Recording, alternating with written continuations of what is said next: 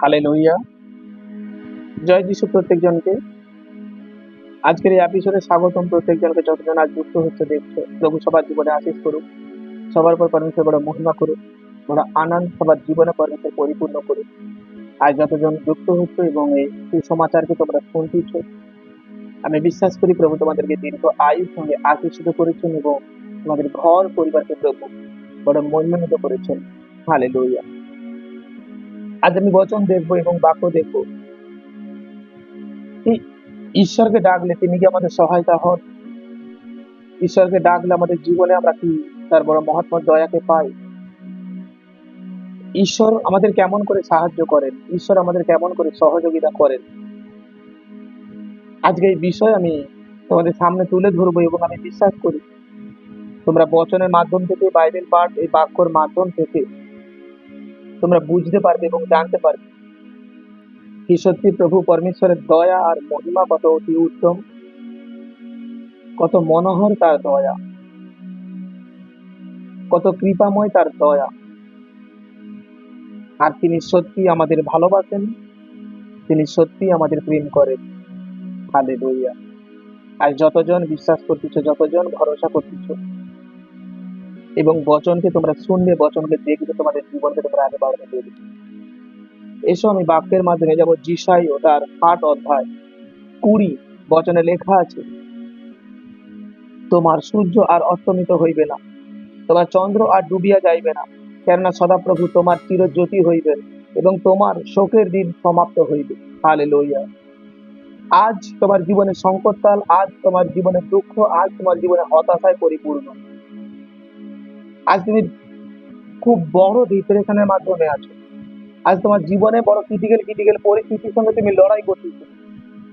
আজ তোমার জীবনকে তুমি অনেক হতাশার মাধ্যম থেকে নিয়ে যাচ্ছ। বাইবেল এবং সুসমাচার বচন আমাদের এই আজ্ঞা দিচ্ছেন, বচন আমাদের এই কথা বলছেন, তোমার শোকের দিন সমাপ্ত হইবে। আজ যখনই আমরা ঈশ্বরের সঙ্গে যুক্ত হচ্ছি, বাইবেল আমাদেরকে বলছে তোমার শোকের দিন শেষ হচ্ছে, তোমার জীবন থেকে শোক কমপ্লিট ভাবে উঠাচ্ছেন পরমেশ্বর। কারণ তিনি দেনেওয়ালা পরমেশ্বর, তিনি আমাদের প্রকৃত ভালোবাসেন, তিনি আমাদের দয়া করতে চায়। আজ আমরা যদি প্রকৃত ঈশ্বরের সেবার জন্য নিজেদেরকে যুক্ত করি, পরমেশ্বরের পিছনে চলা স্টার্ট করি, পরমেশ্বরের ভয়কে মানি, তিনি আমাদেরকে জ্যোতি বলছেন এবং জগতের লবণ বলছেন। প্রত্যেকজন মনে রেখো, তিনি আমাদের জন্য একতরফা বিচার করেন। তিনি বাস্তবতায়, সত্যতায় আমাদের সব জনকে বলছে তোমার সূর্য আর অস্তমিত হইবে না। আমরা প্রত্যেকজন জানি সূর্য যখনই আমরা সন্ধ্যা হতে দেখি আর সূর্য যখনই সত্যি অস্তমিত হয়, অন্ধকার নেমে আসে। আর পূর্ণিমার চাঁদের আলো যখন থাকে না, সত্যি সেই রাত কতটা গভীর অন্ধকার হয়ে যায়, তাই না?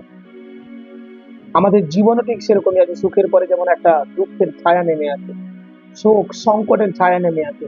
পরমেশ্বরের বাক্য বলছে এই সংকট তোমার জীবনে আসবে না, এই প্রবলেম তোমার জীবনে আসবে না। হ্যাঁ, পরীক্ষার কাল আসতে পারে, তোমার জীবনে পরীক্ষার কাল আসতে পারে, কারণ পরীক্ষক আত্মা তোমাকে পরীক্ষায় ফেলানোর জন্য ওয়েট করছে। কিন্তু প্রভু বলছে তিনি তোমাকে সেখান থেকে বাহির করে দাঁড় করাবেন। তোমার জীবনে যত বড় বড় প্রবলেম আসুক, তোমার জীবনে যত বড় বড় সমস্যা আসুক, ঈশ্বর বলছে তোমাকে সেখান থেকে তিনি বাহির করবেন। এবং চমৎকার বিষয় কি জানো, বাইবেলে লেখা আছে, দেখো 61:9 লেখা আছে, আর তাহাদের বংশ জাতিগণের মধ্যে ও তাহাদের সন্তানগণ লোকবৃন্দের মধ্যে পরিচিত হইবে, দেখিবা মাত্র সকলে তাহাদিগকে চিনিবে যে তাহারা সদাপ্রভুর আশীর্বাদ প্রাপ্ত বংশ। প্রভু বলছে একজন, আজ তোমার পরিবারে একজন পরমেশ্বরের পিছনে চলাতে, তোমার পরবর্তী জেনারেশন যারা পরমেশ্বরের অভিষেক আর অনুগ্রহকে দেখতে চলেছে, যদি তারা পরমেশ্বরের পিছনে চলে, বলছে জাতিগণ যে কেউ তোমাদেরকে দেখবে তারা বলবে হ্যাঁ এরা সদাপ্রভুর লোক। তোমাদের উপর পরমেশ্বরের অদ্ভুত সেই দয়াকে তিনি প্রকাশ করবেন। আর তিনি তার জন্য বলছেন কি জাতি মাত্র দেখবার বলবে হ্যাঁ তারা সদাপ্রভুর লোক। তোমার উপরে পরমেশ্বরের সেই দয়া আর সেই জ্যোতিকে তিনি প্রকাশ করবেন। তিনি বাস্তবতায় চাই তোমার জীবন থেকে যে সংকটকে, প্রবলেমকে দূরে সরাতে। আজ হতে পারে তুমি আজকে প্রবলেমসে আছো বা তোমার জীবনে পরীক্ষার কাল আসছে, কিন্তু এ চিরস্থায়ী নয়। আমরা জীবনে দেখি সর্বদিক থেকে প্রবলেম চলে আসছে, সর্বদিক থেকে সমস্যা আসছে, কিন্তু যে ব্যক্তি ঈশ্বরের সঙ্গে যুক্ত থাকে, প্রভু তার সমস্ত দিকে ঢাল হয়ে দাঁড়ায়।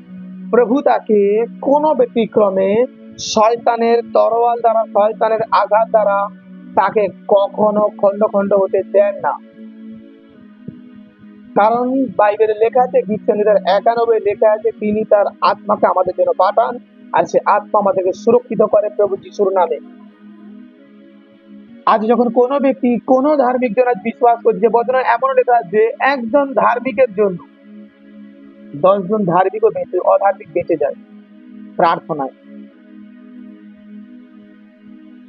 আজ তোমার পরিবারে তোমার ঈশ্বরকে ডাকার কারণে, পরমেশ্বরকে ডাকার কারণে তোমার পরিবারে হার একজন আজ রক্ষা পাচ্ছে। তোমার প্রার্থনা তাদের রক্ষা কবচ। মন ফেরাও, ঈশ্বরের পিছনে চলা স্টার্ট করো। শোনো, ঈশ্বরকে তুমি প্রকৃত রূপে চেনো, ঈশ্বরকে তুমি ভেতর থেকে চেনার চেষ্টা করো, ঈশ্বরকে বোঝো। ঈশ্বর দিন প্রতিদিন কিছু সংকেত আমাদের দিচ্ছেন তার কাছে আসার জন্য। দিন প্রতিদিন তিনি আমাদেরকে এই অনুগ্রহের হাত বাড়াতে চাচ্ছেন। দিন প্রতিদিন, প্রত্যেকটা মুহূর্তে, প্রত্যেকটা সেকেন্ড ঈশ্বর আমাদেরকে কিছু সংকেত দিচ্ছে। আজ প্রভু যীশু খ্রিস্টকে একাধিক মানুষ শুধু রোগ সুস্থ করার জন্য চিনেছে। এ তো একটা গিফট। পরমেশ্বরের কাছে যে কেউ আসে, প্রভু তার জীবনে উপহারকে পাঠায়।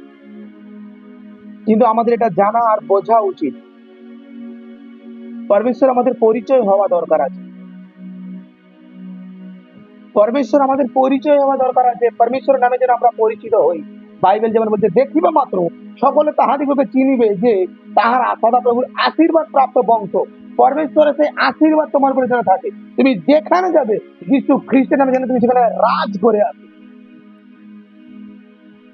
হালেলুয়া। তুমি যেখানে যাবে, প্রভু যিশুর নামে যেন তুমি রাজ করে আসো। তোমার পরিচয় হোক পরমেশ্বর। তুমি শুধু রোগ সুস্থর জন্য পরমেশ্বরকে দেখো না।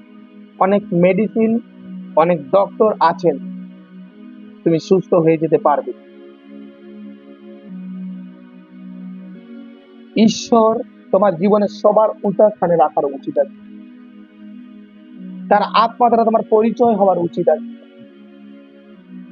আজ তুমি যদি ঈশ্বরকে জানতে চাও, আরে আমার এই রোগ হয়েছে, রোগের কারণে যিশু খ্রিস্টের কাছে গেলে এই রোগ আমি ভালো হয়ে যাবে, সে তো তুমি হবেই। পরমেশ্বরের দয়াতে, পরমেশ্বরের অনুগ্রহতে সে হবেই তুমি। কিন্তু ঈশ্বরের পরিচয় এটাতে নিও না, উনার ঈশ্বরের পরিচয় আরো মহত্ব উঁচাতে। আজ তুমি বলবে, পাস্টার তাহলে আপনার মন্ডলীতে কেন এত রোগীর সাক্ষ্য আছে, আপনার মন্ডলীতে কেন এত রোগী সুস্থ হয়? কিন্তু গিফট পরমেশ্বরের, এটা প্রভুর গিফট। এটা মনে রেখো, তোমার পরিচয় ঈশ্বর হওয়া দরকার আছে কি তোমার বংশ পর্যন্ত। আর তিনি আমাদেরকে নর্মাল ভাবে এখানে রাখতে চান না। তিনি আমাদেরকে উচিত মতে উত্তম বিষয় দিতে চেয়েছেন, শুধু তোমাকে নয়, তোমার বংশের ব্যক্তিদেরকে।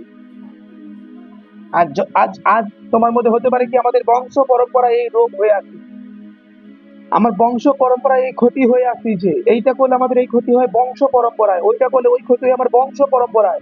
বাইবেল বলছে ভুলে যাও এটাকে, এই জিনিসটাকে তোমার জীবন থেকে তুমি দূরত্বে সরিয়ে দাও। ওটা আগামী দিনে ছিল হয়তো, যখন যেদিন থেকে তুমি পরমেশ্বরকে জেনেছো, এটা তোমার জীবনে কখনো কার্যকারী করতে পারে না। আজ থেকে তোমার জীবন পরমেশ্বর নতুন করে গড়ে দিয়েছে, তোমার জীবনকে পরমেশ্বর উন্নতি রূপে গঠন করে দিয়েছে। কারণ তুমি সদা প্রভুর উপরে ভার রেখেছো, পরমেশ্বরের উপর তুমি নিজের ভার অর্পণ সমর্পণ করছো। আমি তার জন্য বলছি, তোমার পরিচয় হয়ে উঠুক পরমেশ্বর। পরমেশ্বর তোমাকে চুরি করা শেখাচ্ছে না, কাউকে নিন্দা করা শেখাচ্ছে না, কাউকে অপমান করা শেখাচ্ছে না, কাউকে গাল বন্ধ করা শেখাচ্ছে না। তোমরা কেন করছো এটা? প্রভু আমার শিখিয়েছেন তুমি ক্ষমা করলে ক্ষমা পাবে। প্রভু যিশু কি বলছেন সেটাকে আগে দেখো, প্রভু যিশু কি শিক্ষাচ্ছেন সেটাকে আগে দেখো। 5টা মানুষ মন্ডলীতে কি বলছে এটা পরে দেখবে, বা তোমার লিডার কি বলছে পরে দেখবে। বাইবেল তোমাকে কি পারমিশন দিচ্ছে এটাকে দেখো।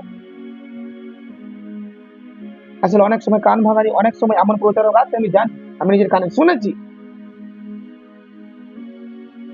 যারা সর্বক্ষণ মানুষের নিন্দাকে নিয়ে দাঁড়ায়। কিন্তু আমি তোমাদের সত্য সত্য বলছি, প্রভু পরমেশ্বর কি বলতেছে সেটাকে বেশি গুরুত্ব দাও। ঈশ্বরের আত্মা তোমাকে কি বলছে সেটাকে গুরুত্ব দাও। তাহলে এই বচন 2060 আর 20 এই বচন তোমার জীবনে তুমি কমপ্লিট হতে দেখবে, এবং 61 নয়, এই বচনকে তোমার জীবনে তুমি কমপ্লিট হতে দেখবে। মনে রেখে দিও, তুমি মানুষের শুনতেছ, তার জন্য সেই আকৃতি হচ্ছে। তুমি যখন ঈশ্বরের শোনা শুরু করে দেবে, প্রভুর শোনা শুরু করে দেবে, সবকিছু তোমার জীবন থেকে চেঞ্জিং হতে দেখবে, সবকিছু পরিবর্তন হতে দেখবে তুমি। সবকিছু তুমি তুমি চমকে উঠবে, কি কি করে হচ্ছে এটা। ও, আমি তো প্রার্থনা করিনি, আমি তো এই বিষয়ে প্রার্থনা করিনি, আমার উপরে হচ্ছে। পরমেশ্বর তার সত্য আমাদের জীবনে করায়।